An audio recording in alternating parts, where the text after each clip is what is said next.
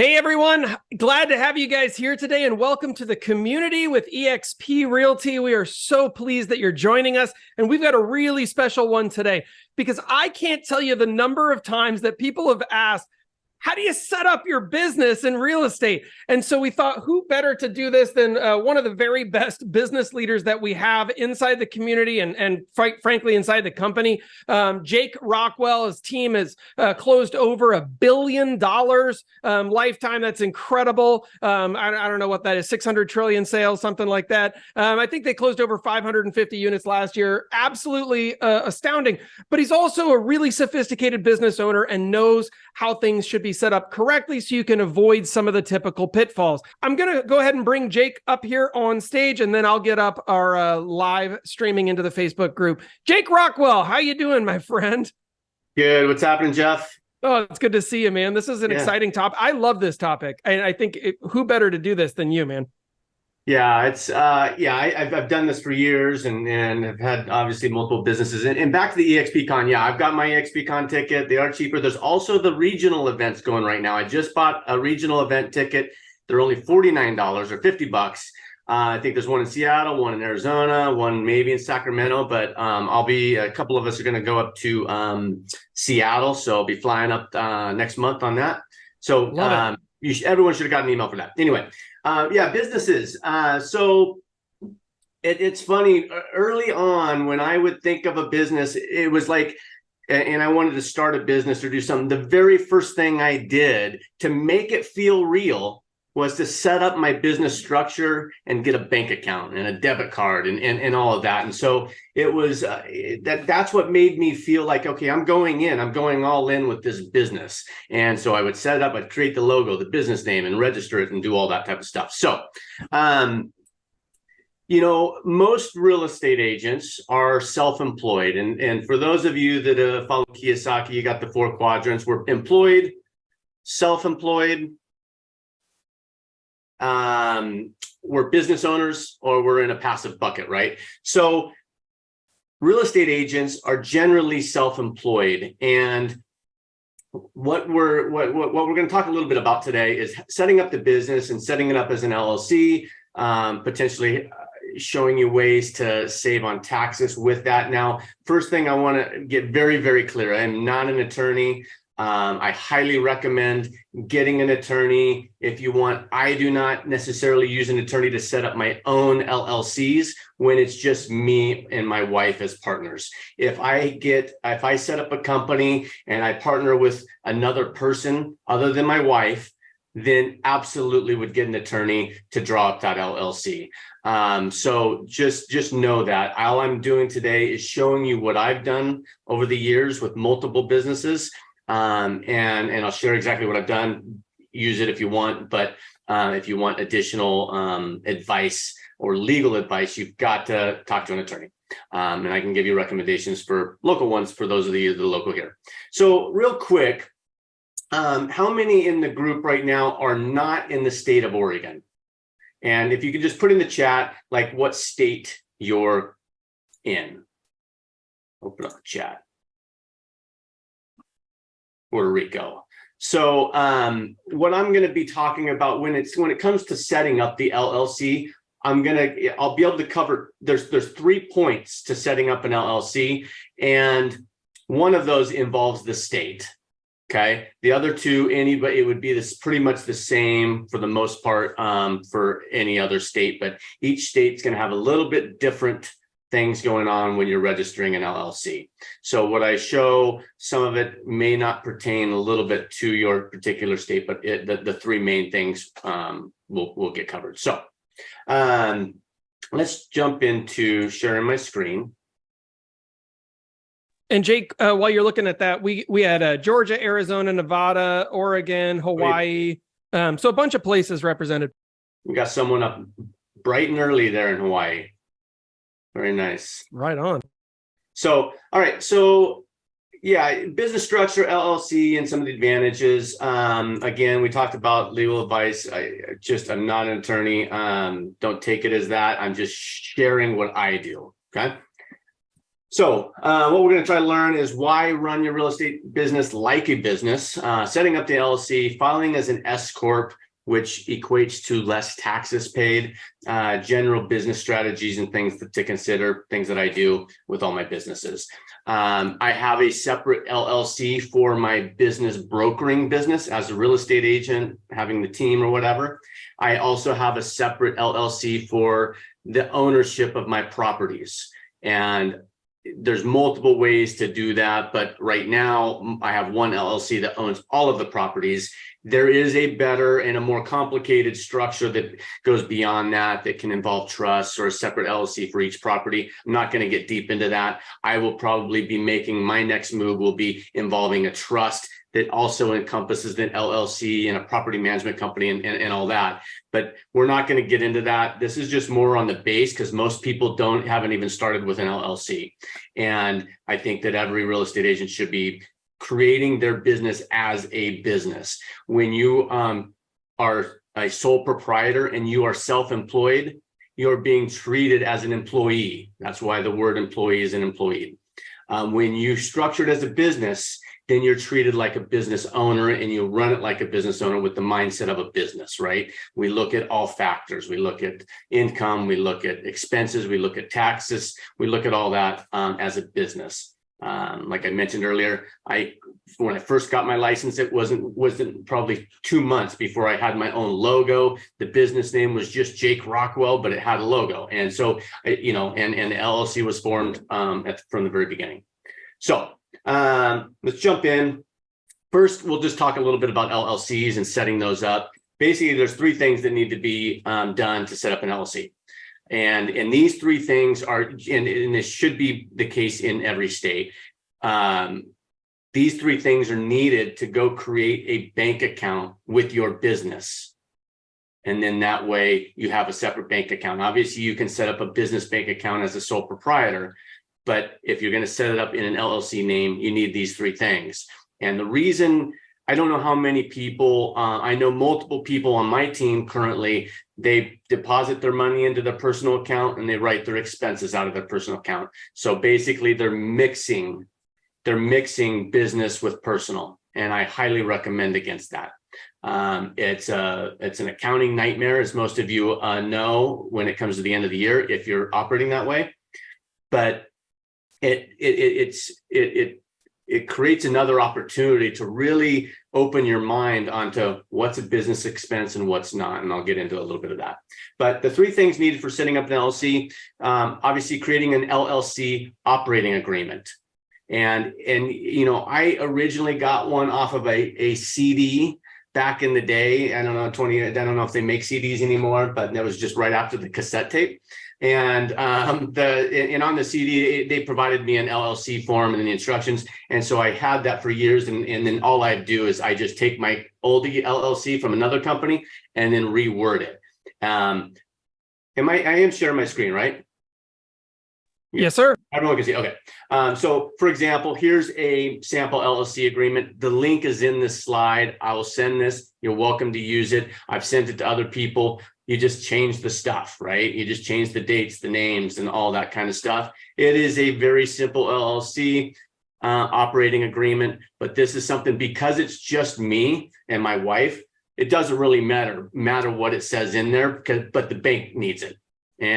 But if you're forming an LLC with multiple partners, if you have a real estate company with multiple people, get an attorney to draw it up. You'll spend, they would probably set the whole LLC up for maybe $1,500. But there's simple stuff in here. Instead of stock ownership, you're going to be membership ownership. There's 100% membership ownership in an LLC. So with my wife and I, we set this up early on. I set it up to where I'm 95% ownership and she's 5% ownership. But as we know in the state of Oregon, it's really vice versa, no matter what this says. If something happens. So you can set it up however you want. It doesn't really matter. We set it up as a partnership originally, not knowing about S Corp and all that, and we'll get into that. So that's LLC agreement.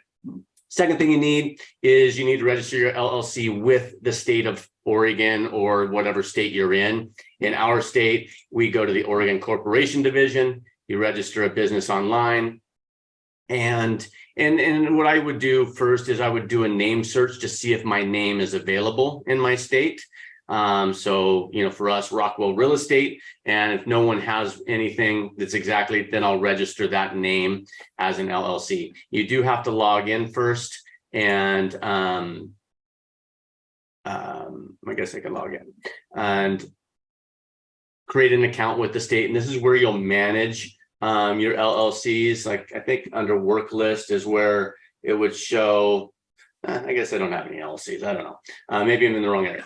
But the state of Oregon Corporation Division, register an LLC, and it'll walk you through the different steps for setting up your LLC. It'll ask you who's the registered agent. That's going to be you. Unless you have another business that owns the LLC, then that would be the registered agent. You'll use your personal address for your resident, your registered agent address, or maybe a PO box or your business address. So, any questions so far on those two? And I know we'll do questions at the end, but sometimes this kind of stuff, it's easier to get some questions along the way. Hey, Jake, just as an aside, I went ahead and posted the link there for that document, the operating agreement, in the chat, so that everyone has that. Yeah, yep. and on that, I believe it says just make a copy, because this is a yep. shared agreement. And if you make a change, everyone else sees a change. So very first thing you do is hit make a copy, and you'll have your own and make changes to that. Make sense? And this link, I'm sorry, so you copied this link. I didn't get to the operating agreement link yet. This is a LegalZoom for LLC overview. This is not the LLC agreement in the next slide. This is a Google Doc. Or you copied the one from here? Yep. All right. You type all that out? Nope, I just used OCR to grab the link right off a screenshot. I don't know what that means, but good. So anyway, any questions on operating agreement and registering with the state? I know in Arizona, it's a little bit different with your real estate license and setting up an LLC there, but each state's going to be a little bit different. And once you do that, you will get an articles of organization, and that's a document that you'll use to take to the bank to open up the bank account, along with the operating agreement. And then the third thing is the federal EIN. At this, in our state, the registering your LLC, it's $100 a year. Operating agreement's free if you do it yourself or you hire an attorney, but LLC with the state, $100. EIN with the IRS doesn't cost anything. You simply, the way I do it is I would just type in EIN to Google, and you get you'll find it right here. How to apply for an EIN. And in here, it's similar to the state registration. You're going to go through the motions, putting some information in there, putting your company name, when did it start. If you're starting at mid-year, you can put it at that date. I always start it at the beginning of the year. I just say, if I'm starting a new company in June, I just say it started in January 1st. Not legal advice, ask an attorney on that, but there's some tax purposes for that. But you simply hit apply online, and it'll walk you through setting that up. Super important on this, at the very end, when it gives you the EIN, it'll give you the number on the screen, and there will be a little button that allows you to download the PDF document of your EIN. And that document is just a one-page document that you would print and take that with the other two items to the bank to open up a bank account. With those three, you now have an LLC. The EIN is your employer identification number. Right now, if you're self-employed or a sole proprietor, your EIN is your social security number. So when I go and get credit, well, most people are asking for an EIN, and if you're sole proprietor, you're giving them a social. So that's basically the difference between the two. Any questions? No, that's awesome. And I love the clarification that your EIN is your social of your business. It's sometimes that's so confusing for people. It's like you're either getting paid against your social, which means you're bleeding out the yin yang, paying taxes, or you have an LLC, which means you can tax yourself differently. And then your EIN becomes the new social for the business is its own entity. It's like a person. Right. Yeah, and obviously when I apply for credit, I do use my company, but most banks still want you as a guarantor, and you're still providing your social, but it's just separation. And the IRS does not like when personal and business is mixed. And so I keep everything very separate. I have a separate credit card for each business and for personal that I use. The only reason I use credit cards is because I rack up miles, and I use my miles. I connect it to my Amazon account, and I buy all the stuff that I can't at all possibly write off in my business, like golf clubs yet, food, certain things that I can't write off, because I can write off just with this business. When you own real estate and you have a brokering, it opens the doors for, I mean, everything. So much is business related. So again, LLC, you would choose LLC here. It may ask how you want to how you would set up your LLC. So like, how do you elect to file your taxes with an LLC? Some would be a solo or a partnership. I elect to file as an S Corp. And this is tax stuff. Basically, when you file as a sole, because you could have an LLC filing as a sole proprietor, you're still, or a single member LLC, or even a partnership LLC, you're still going to get taxed all of the normal taxes. But when you file as an S Corp, and we'll get into that here in a second, actually. So let me see. Single member or multi-member, spouse, like if you add your spouse, membership percentages, contact info it'll ask for, and here's the sample doc. Okay, got through that. Talked a little bit about registering through the state, creating an account, registering an LLC, go through the steps. Registered agent, talked about that. We talked about the EIN stuff. Okay, so filing as an S Corp. So when you file as an S Corp, then you're truly treated like a business on a tax basis. And so what that means is, right now, I am on payroll with my company. So let's just use a number. I pay myself $6,000 a month on payroll. So obviously, because of that, the company writes that $6,000 a month off as an expense to the company, but that also shows up as income to me personally through a W-2.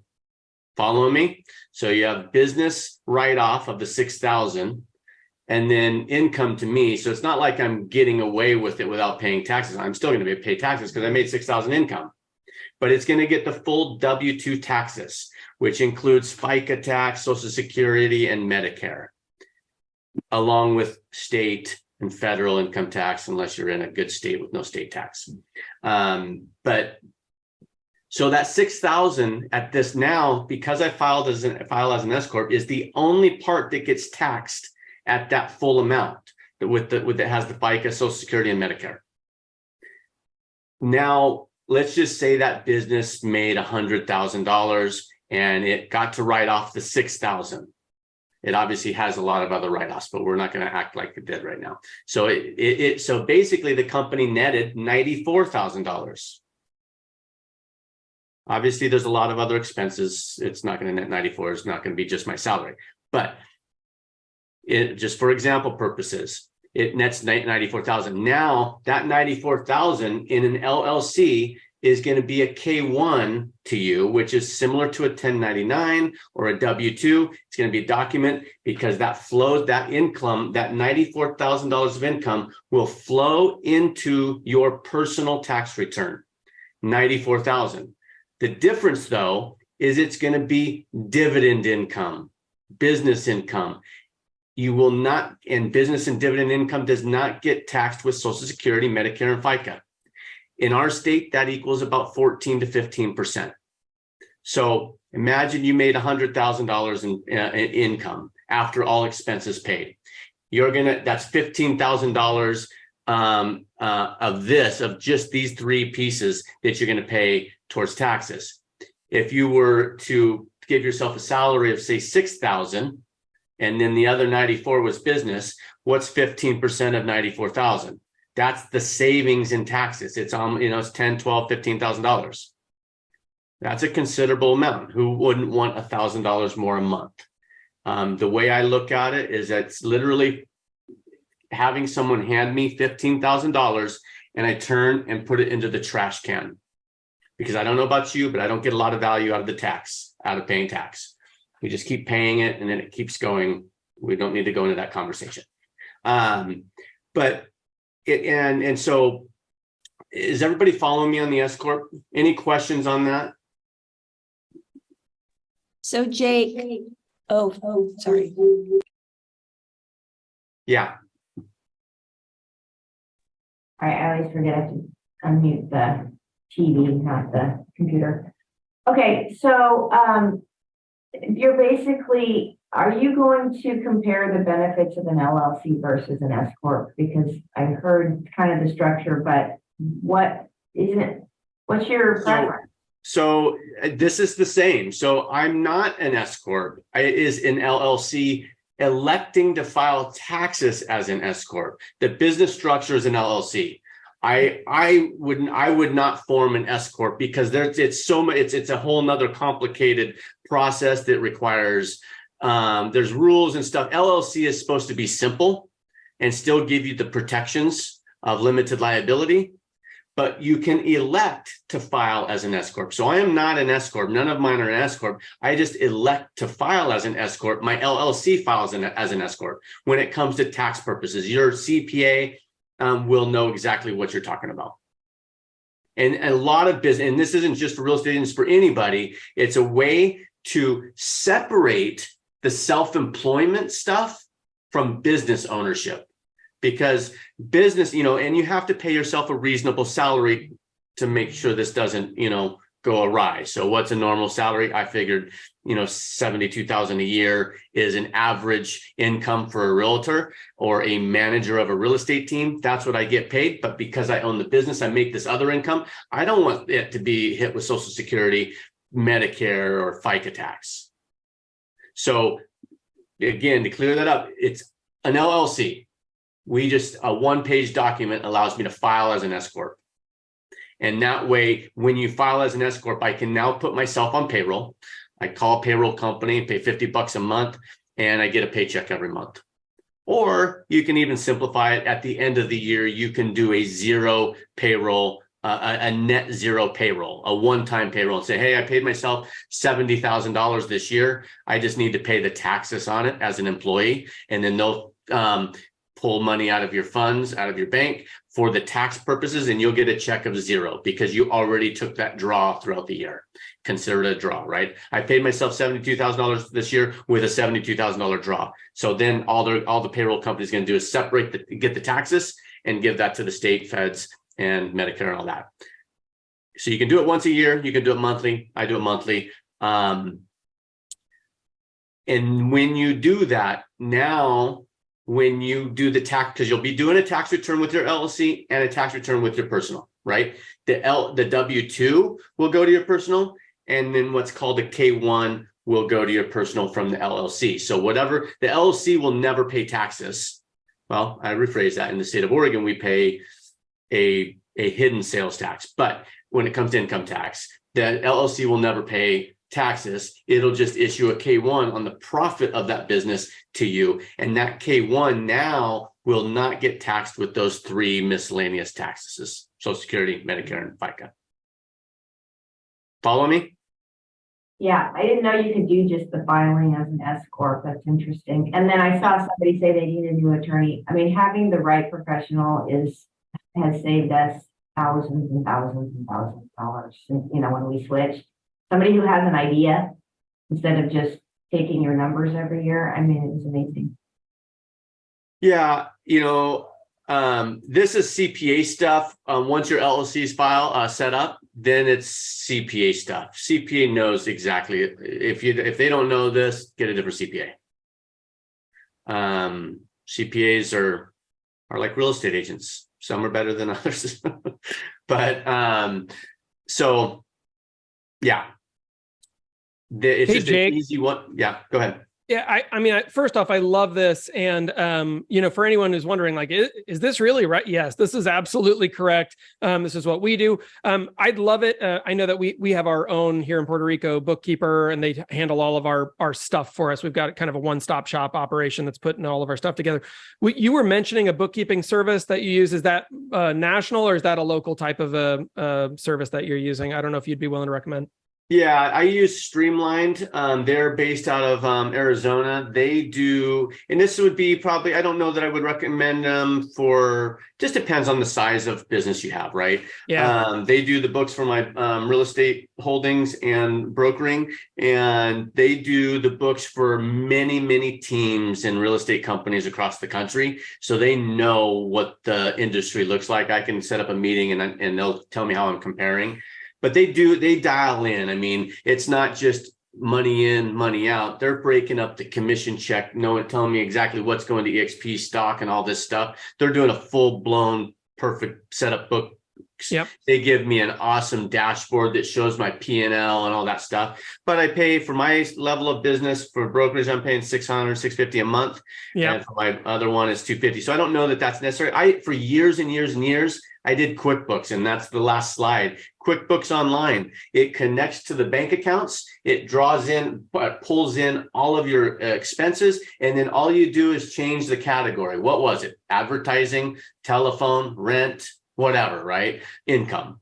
And I would normally if my gross commission was 10,000, but my net commission was 9, if my bank account only saw 9, I didn't mess with the other 1,000. Because if it's not showing up as income, I don't need to write off the expense. Not necessarily the right way to do it, but because when I get a 1099 from EXP, they're going to show gross, and I need to show the expenses against that. So I love it, man. That's a really, really great point. I think we pay about $300 for our bookkeeping, and ours is also fairly complicated. I think for a lot of you, if you're not doing much that's super complicated, you could either use QuickBooks, or there are some bookkeepers who will do this for like a really flat, super low monthly fee and just kind of save you the headache. It also allows you to set yourself up to pay quarterly taxes, so you don't have the one like nuclear disaster once a year in April. I see a lot of people who are like, I understand borrowing it back, but I think for a lot of people, just that consistency can be helpful. There's a concept, and I'm with you on holding onto your own money, investing it throughout the year. That really relies on you investing it throughout the year. If you're not going to do that, pay your taxes. Investing. I mean, right now, I don't think the penalties are more than what a money market has, right? I'm guessing, but the biggest point is people don't like the big bill. I don't like the big bill, but I don't pay any quarterlies.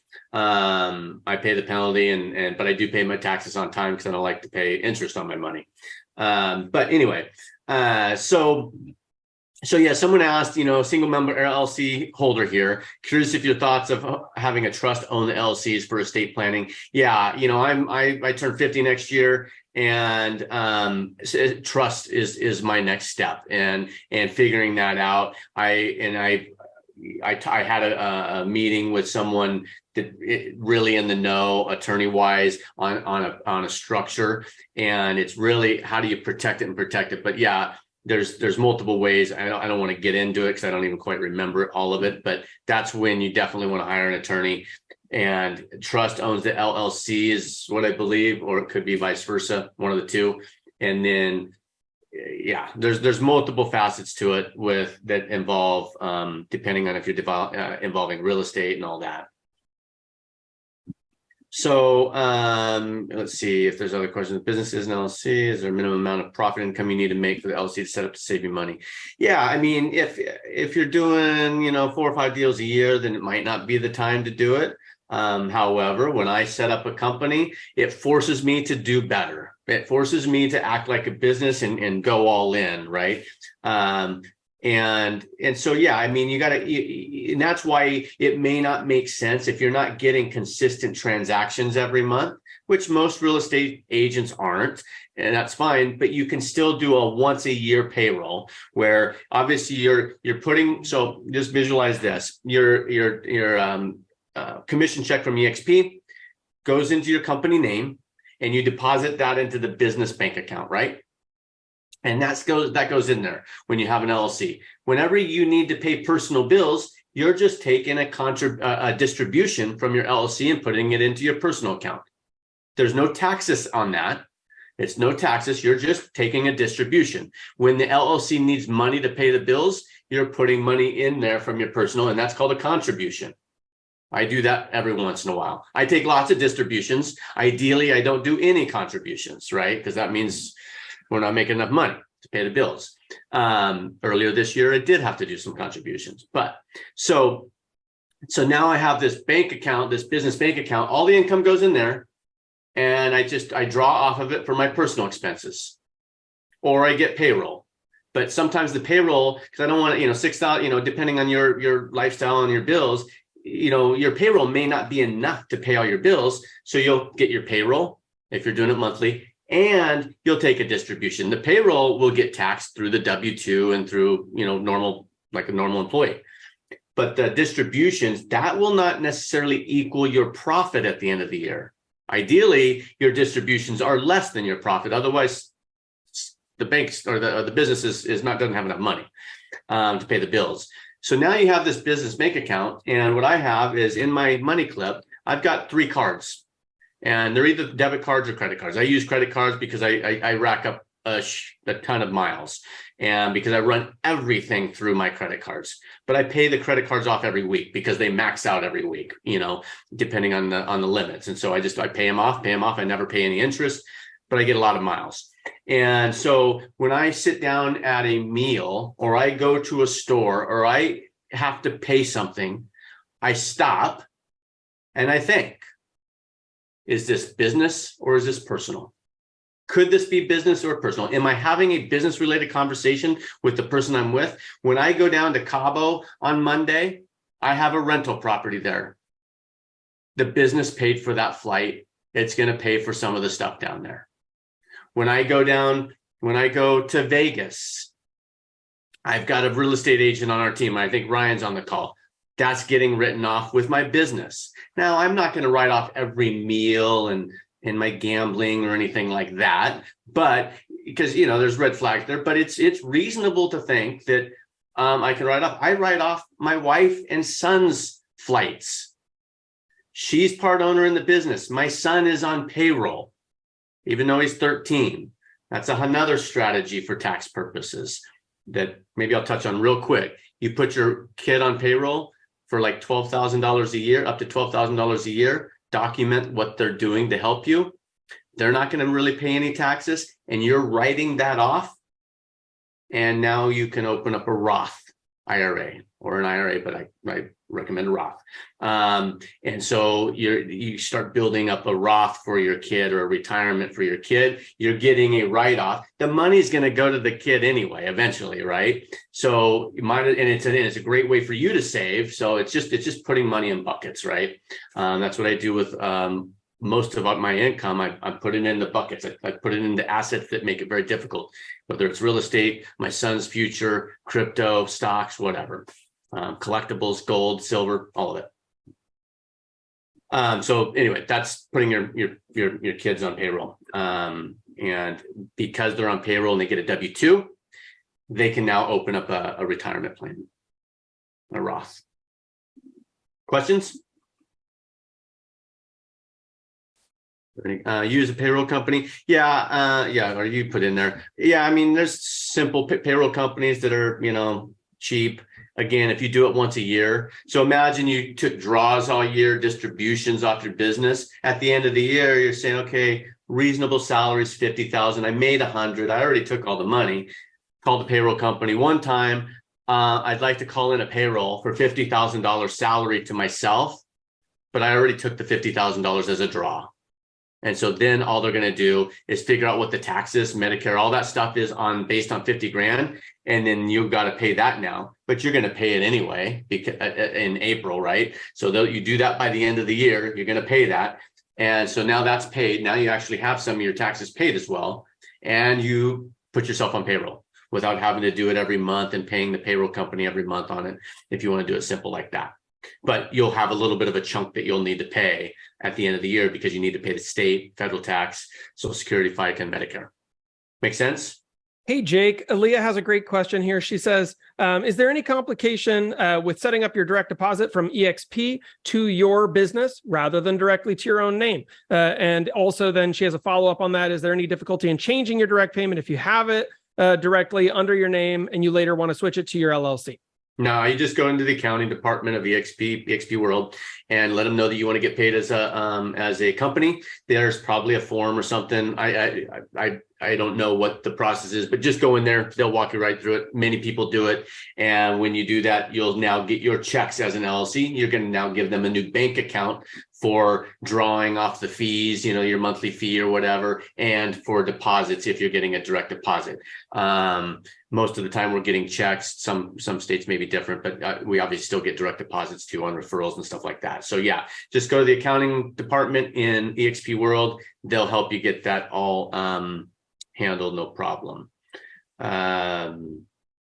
It's 3 forms, I believe. It's your payment authorization form, your direct deposit authorization form, and your W-9. They will send all of them to you in a quick bundle on a link to your email. It takes about 30 seconds. Yeah. So, again, when you've got your separate business account now, it's fully separate. You don't do anything with personal. If you don't get a business credit card, you can get a personal credit card, because there's business versus personal. Mine are business now, but in the beginning, I used to just have a personal card that had a 0 balance. And I said, well, this is now a business card because it was me decided it was a business, but I made sure that nothing ever went on that unless it was business only. And then I save all my receipts. I'm trying to go more, paperless. And so I scan a lot of receipts and I keep it all in a nice folder. I've been audited once with the state years ago, previous business. And it's not a great experience, but it was what it was. And they asked me to staple and organize all the receipts. And I said, no, I'm not doing that. Just tell me what you want and I'll get it for you. But otherwise, here's 5 boxes. Dig through it. And then I just hired my CPA to deal with them because I didn't want to screw it up. And I didn't do anything shitty or anything. And they found something. I think I owed a few $1,000 or something. No big deal. But hey, anyway. Jake, would you clarify? I love this idea of not blending your efforts, right? I think it takes a little while for people who are newer to business or being self-employed to understand why that's so critically important. But especially also with this business card, I know a lot of people get to the end of the year and they're digging through, 12 months worth of statements and trying to figure out where in the hell everything went and whether or not I can deduct this and that. And would you just hammer that one home so that everyone at least knows the value of doing this the right way? Yeah. So basically, like when you're using QuickBooks, which you got to use something, otherwise you're just wasting time. And QuickBooks is just too cheap versus the time you're going to spend dealing with finding all your expenses. When you have personal and business in your personal account, you've got to go through every bank statement. And if you're like me, you got 20, 30, 100, 200, whatever transactions a month of all these things. You got to go through. I mean, it's a nightmare. I mean, everyone dreads it. But when you have separate accounts, a separate bank account, a separate credit card account, software like QuickBooks, it literally will connect every business account you have. So if you have just a credit card and a bank account, it'll connect and all the transactions go in there. It organizes, it produces a nice P&L. How many times have you been asked for a P&L or a balance sheet? Now you just hit a button and it's there. And so I think what Jeff's getting at is it keeps it separate. And so it keeps it from being a bookkeeping nightmare. Now, for me, I do my books not just for tax purposes, but it gives me a lot of information. It tells me where am I wasting money, what's making me money. And so I break things down on a P&L. In fact, I mean, I don't know if I can really share a P&L, but it breaks it down to every type of expense, from lead generation to salaries to rent or whatever. And I'm looking at all that. And so when the transactions come into QuickBooks, I don't know if I can do QuickBooks. I won't. But anyway, when it comes into QuickBooks, generally you're classifying as income or an expense, and what type of expense. And so you can categorize it. Is it advertising? Is it fuel or automobile or whatever? And it's just a drop down, and so when you comes into QuickBooks, if you, like for me, I do it once a month, or I did it once a month when I was doing it. I still do it. I use QuickBooks for my personal banking or for my personal accounting, and I just go in and I have 10 new transactions that flowed in, and I need to categorize them because they're uncategorized. I need to categorize them into what type of expense or what type of income they are. Does that make sense? Totally.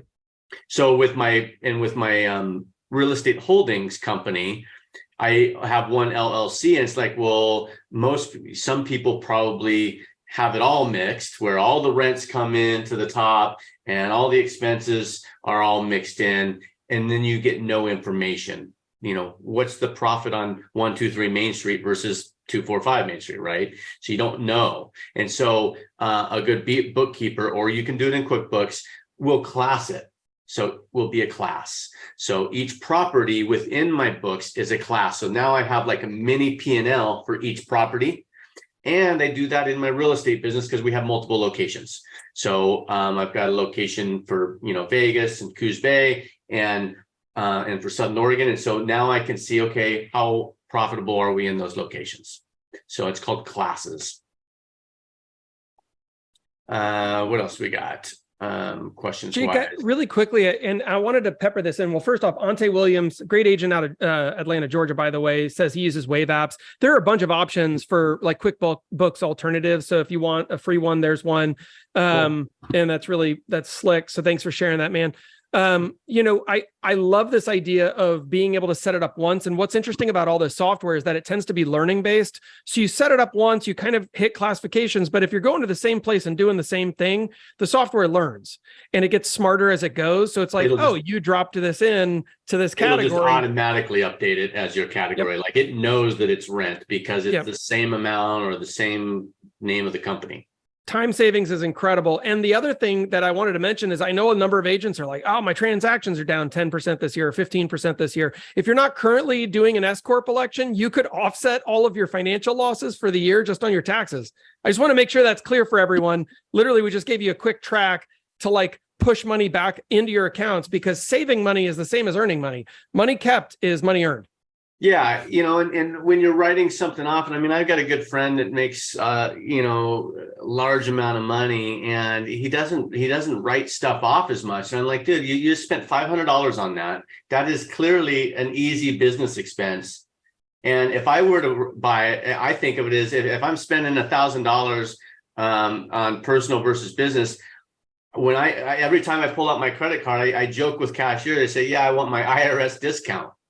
Because it's a 40% discount because I'm saving 40% on my taxes. If I run it through my personal, again, taxes, there's a gray area. And so it's, you'll have a lot of CPAs saying that you can't write off certain things, and that may be the case.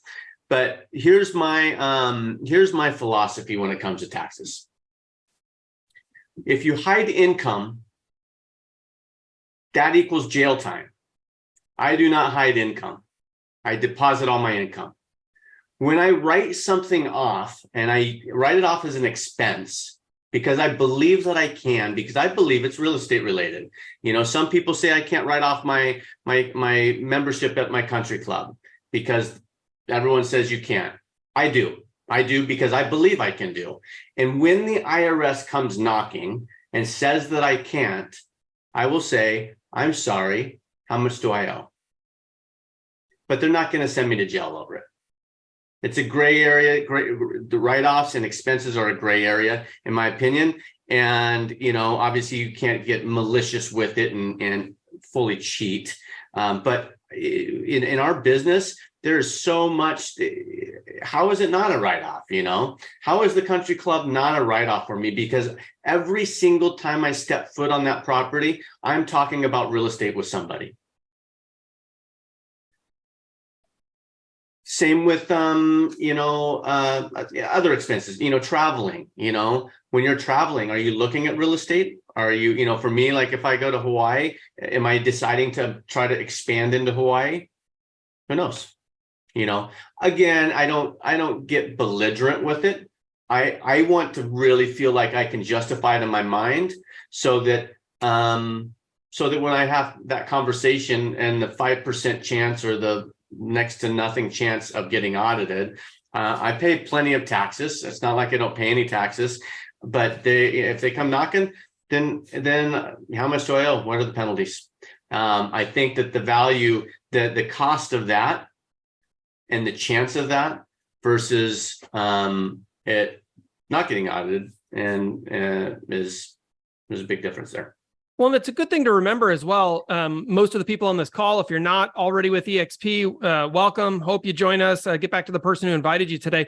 By the way, though, since you're with EXP, if you go to Minneapolis or you go to Detroit or you go to Memphis or wherever the heck you go, talk with an agent while you're there, right? We have an opportunity within EXP to grow the company through revenue sharing because we don't hire overpaid recruiters. Instead, we just pay that money back to the agents. That's you. So talk to someone while you're there. That doesn't mean that that person will necessarily choose to move their license the same day, but you've done the behavior, ergo, you're working. Yep, absolutely. It's, again, if you're traveling, you're taking 10 trips a year, 5 trips a year, and everything becomes a write-off, it could turn into a red flag. But again, if it's justified and you feel it's business expense, again, when I travel, I don't write off all my meals because I would be eating otherwise anyway. I would write off my rent-a-car, my hotel, and airfare, and some meals, because if I'm having a meal with another real estate agent or a client or something like that, I'm writing those off. When I play in a golf tournament, most of the time I'm sponsoring that golf tournament. The business is paying for that golf tournament. They're paying the entry fee in that because I'm wearing my Rockwell gear, my Rockwell hat, I'm sponsoring it. And so it's paying the whole amount. My next step is to sponsor my son, because we can sponsor like softball teams and we can sponsor baseball teams. So I'm going to sponsor my 13-year-old as a golfer. Doesn't have to be professional to sponsor a team or an athlete, right? So I'm going to sponsor him so that I can write off all of his golf clubs and his golf gear, because now he can pay for his own stuff. I write a check, I create a contract, I'm sponsoring him. He always wears Rockwell gear, not because I tell him to, he just loves it. But now he can buy all his stuff and because otherwise I'm paying it or giving him the money to buy it. A lot of times he makes his own money now, but anyway, so there's lots of different ways to do it. And, and you got to also be careful on, having zero income at the end of the year on your P&L, because if you want to go and borrow money for a property, you have to show income. So it's a balancing act on showing income and reducing taxes. So many people, so many businesses, fight taxes so hard that they don't have a P&L. So that makes it very difficult for them to sell their house, sell their business or get financing because they don't show any income, right? So just a few different things to think about. And that's, other than that, I don't, we talked about QuickBooks. I opened up the Wave apps. I'll check that out. That's cool. You said it was free. It says free, or there's probably some pricing. Seems like there's a free version. Yeah. Yeah, that's cool. Any of them that'll help you organize and save you time. But most importantly, you're separating the businesses. If you want to save 15% of your income in taxes, you file as an S Corp and put yourself on a payroll. We've got multiple people on our team that are doing that now, and it makes it may not make as much sense for someone just starting out potentially, unless you know for a fact you're going to do business. And anybody on this video that sees this video, you should have 100% confidence that by the end of the year you can do whatever level of business you want, because it's just based off of the activities you're putting in. You want to sell 50 houses a year, everybody on this call can sell 50 houses a year. Just how much you want to sacrifice to do it. Yeah, my golf cart, I got 2 golf carts now. They both have the logo on it. Company paid for both of them. IRS comes knocking, I'll argue with them and we'll settle.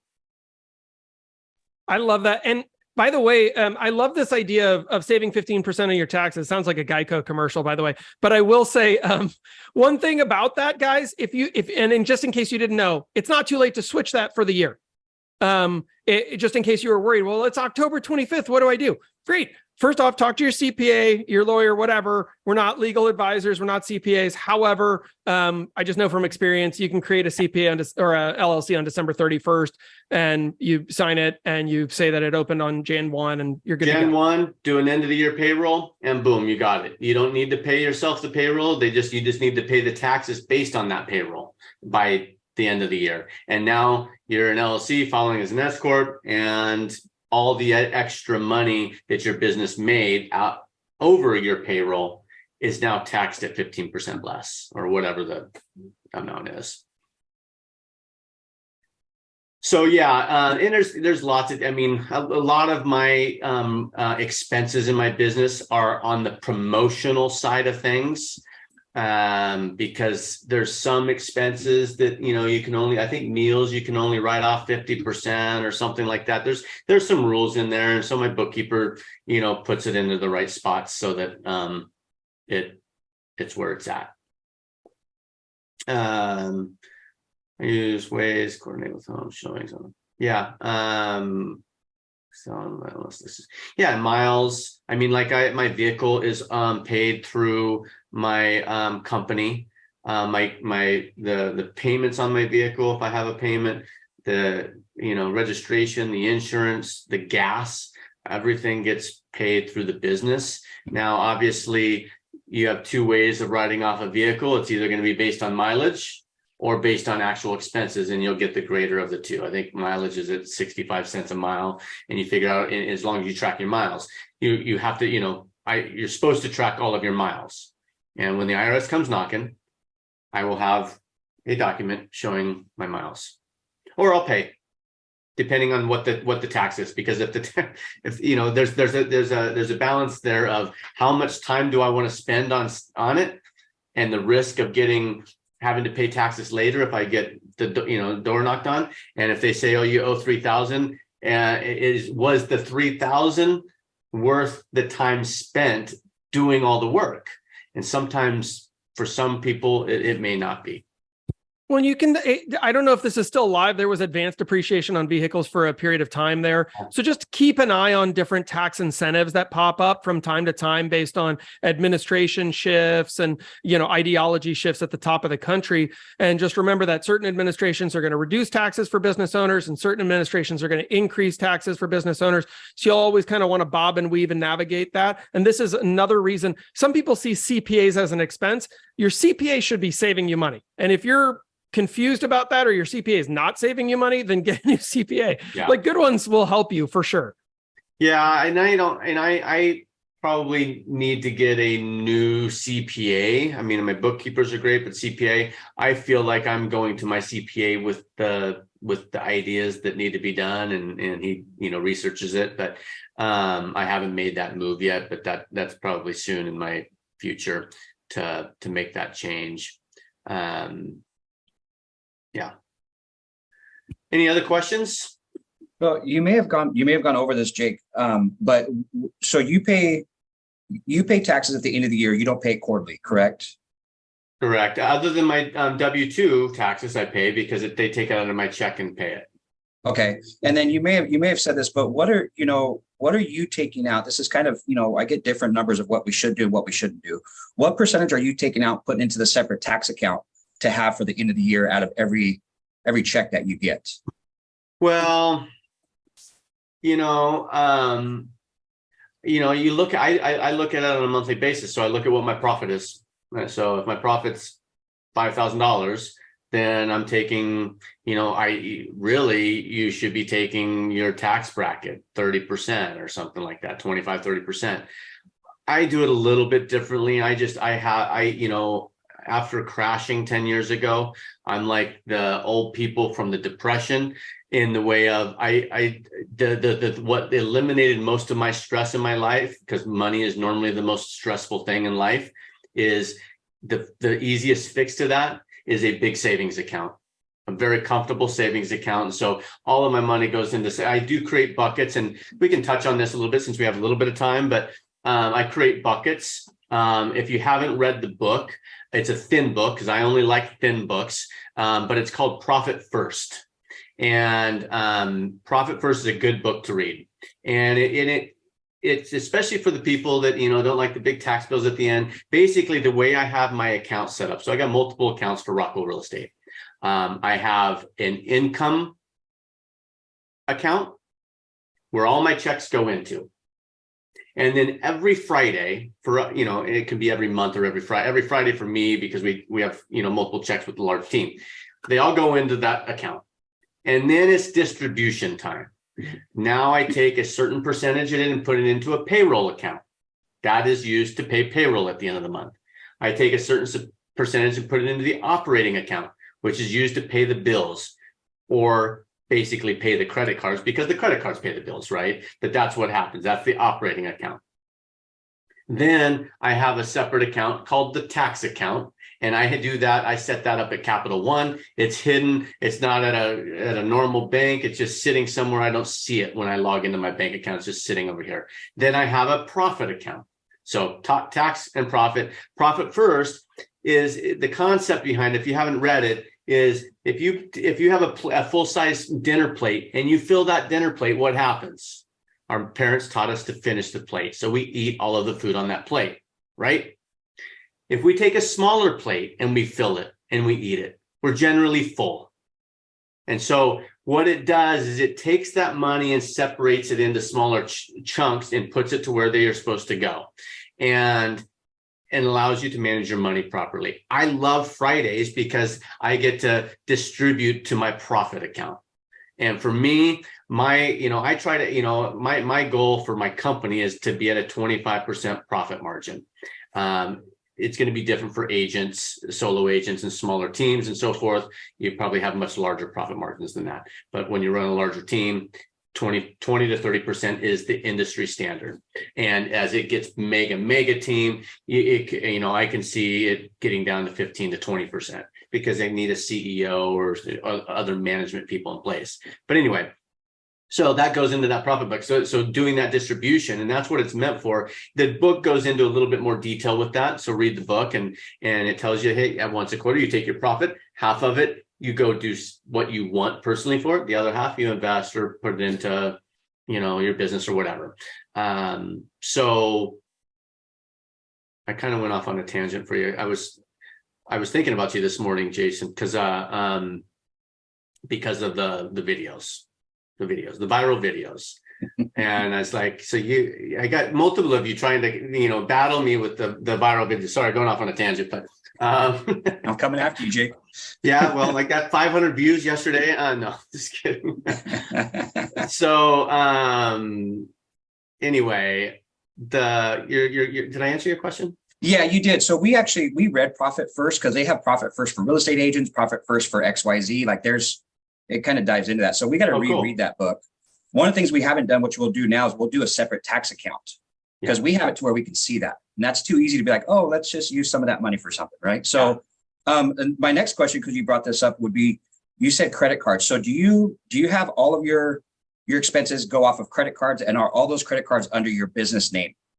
Yeah. So, and I use Capital One because I don't know if it's the best. Some people do cash back cards. I do, which is fine too. I think I did the numbers a couple of days ago, and I'm only getting like 0.6%, which I think you can get 1%.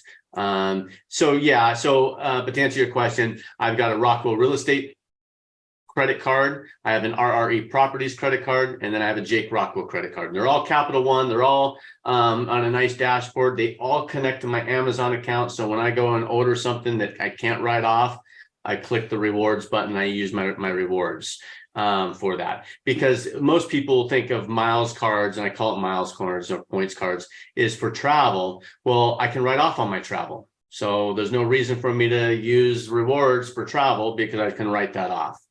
I can't write off, all food. I can write off some food when I have a company event or something like that. But they're separate, and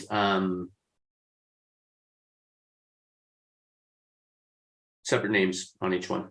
Okay. No, I And then appreciate that. Thank you. I do put all my expenses that I can. Some vendors require a check or something else, right? Well, they don't accept credit card, and that's fine. And some vendors try to charge you 3 or 4% to use a credit card. I don't pay that. I just write a check. But I normally, like I said, I run everything through other than rent. But a lot of things can be ran through. I mean, EXP's fees all go through there. Any large amounts go through there if I can, as long as they accept it. Like with my real estate holdings, I mean, I put big chunks on there. When I'm remodeling a house, I put on almost all of it on a credit card, and now all of that turns, I get kickback on that on miles. Cool. Thanks, Jake. Yep. Any other questions?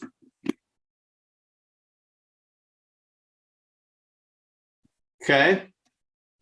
Anything else you want to touch on, Jeff? This is awesome, Jake. Well, no, I love that we've had this opportunity to break this down, because I think these are some of the most asked questions. And I know for a fact this is a huge area of vulnerability for agents.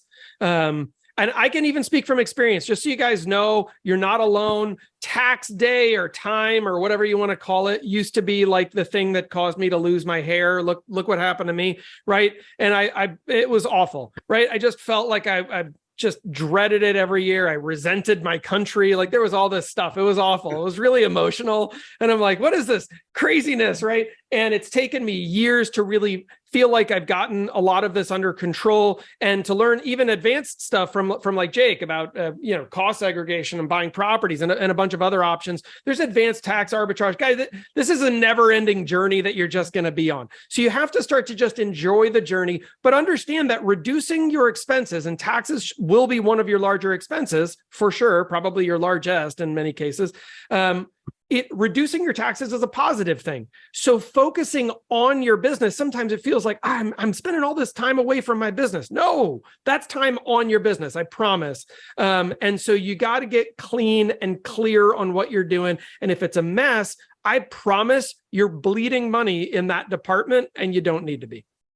Yeah, absolutely. And I mean, books are meant to give you information and help you. When you mix it all with your personal, how do you know what your profit is? I mean, we'll have agents leave our team because of the team splits, and because they don't factor in the expenses. And it's like, well, how do you think you're going to get the signs? How are you going to get the lock? All these expenses, and because it all gets mixed in. And if you don't have a P&L, I like when my books are done every month. I just got the books for September, and I'm looking at it and looking at, okay, what are our percentages? Like lead gen should be 10% of GCI. Payroll should be 10% of GCI. Again, for a team, for a real estate agent, still 10% of 10% of GCI should be your lead gen, if you have a business that's based off lead gen.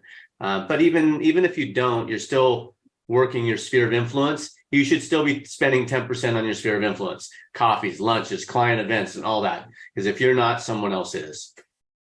I love that. Yeah. And one person that I'll recommend, I put it in the chat, but Keith Cunningham is incredible. If any of you ever gone to Business Mastery with Tony Robbins, Keith is a Harvard professor, comes in and he teaches accounting in that. And I will tell you, he makes it so unbelievably digestible. And he's got a bunch of great books out there. So check those out as well. In addition to Profit First, also a great book.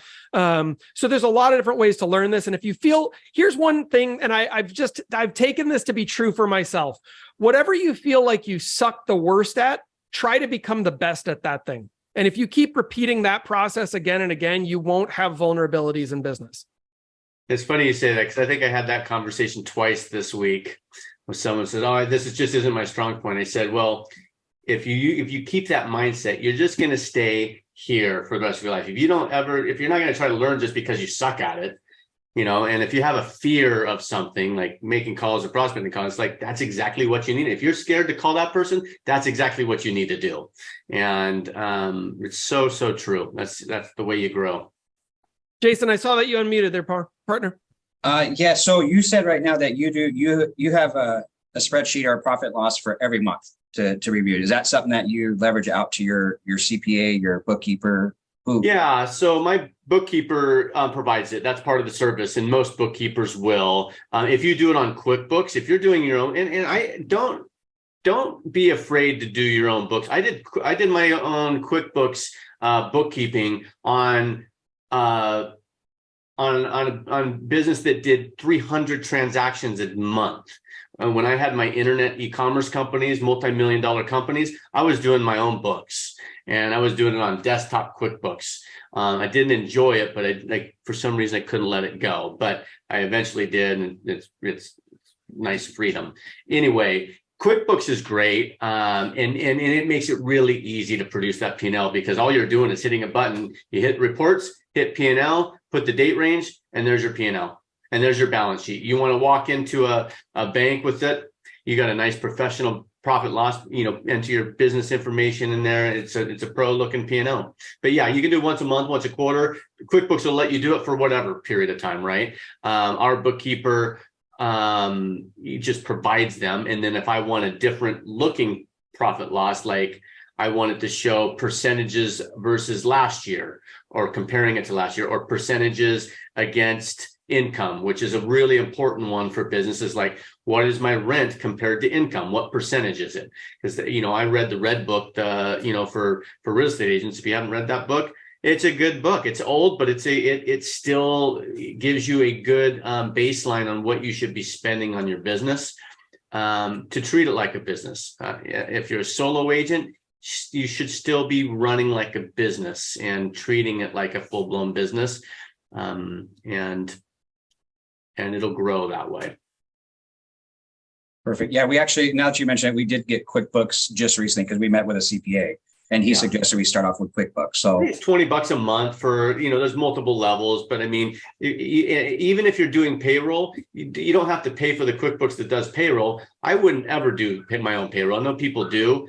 I just call the payroll company. It's like $50 a month or whatever, a check or whatever they do. So, but QuickBooks is cheap. It's all online. They have an app for it. So I can pull it up whenever I'm, I've got a few minutes, and I'm just swiping. I'm swiping. Nope, this one is this category, this category, this category. It auto categorizes for you because it, like Jeff said, it learns it.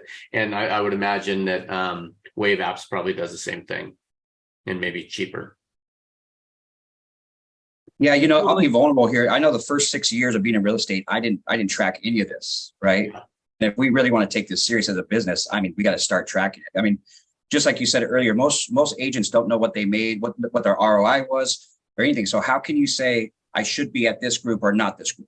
I should be at this brokerage or not this brokerage. I mean, if you really don't know what you're making and where it's going and how much is going into your personal account, then, you can't really make those decisions. So this is powerful. The last thing I would ask you, Jake, is can you do a video on this for me so I can watch it later? Yeah, it'll be, I'm sure it'll go viral. I mean, I'm an influencer. No, it's been the joke. It's been the joke. We have, is JJ on the call? Yeah, JJ's there. Him and I are battling right now.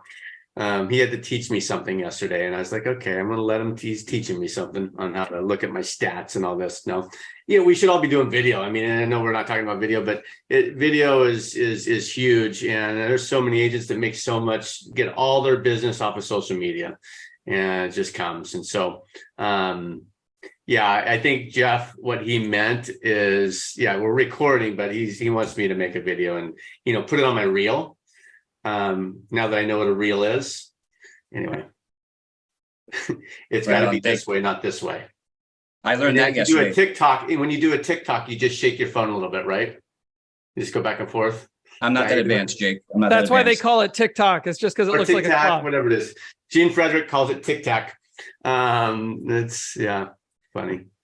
Anyway, and anybody, if obviously, feel free to reach out to me anytime. Be happy to help. I wanted to do this because I have a lot of people asking. I'm like, well, now it'll be recorded, and most people, I can just give them this recording. This will be on the community, right? Yep. Well, I'll send you the link when it's posted later today. I don't allow any attorneys into the community. If you do, don't put a disclaimer somewhere, tag on there somewhere again. It'll be on YouTube. We'll put a disclaimer on the underneath. Yep. Yeah. No worries. All right, everyone. Well, listen, this has been great. Jake, you're absolutely incredible, my friend, and always providing huge value for the community and also for your own team. And for anyone who is a guest with us today, thank you so much for being here again. We are the community. We're a growth and support organization inside eXp Realty. If somebody invited you today, reach back out to them, be like, hey, this was cool. Jake, you killed it as always. Okay, and this is stuff where I know a lot of agents have vulnerability. So, and I know it's not quote unquote the sexiest topic, but we just taught you how to increase your income by 15% plus. That should be good enough for an average Wednesday. So incredible. And thanks again, guys, for being here. You are the best part of the community. I'm going to end our Facebook stream before I violate copyright. All right, here we go, guys. I'll see you guys later. Thanks everyone for being here, and we'll talk to you soon. All right. See y'all. Take care. Thanks. Bye, guys. Bye.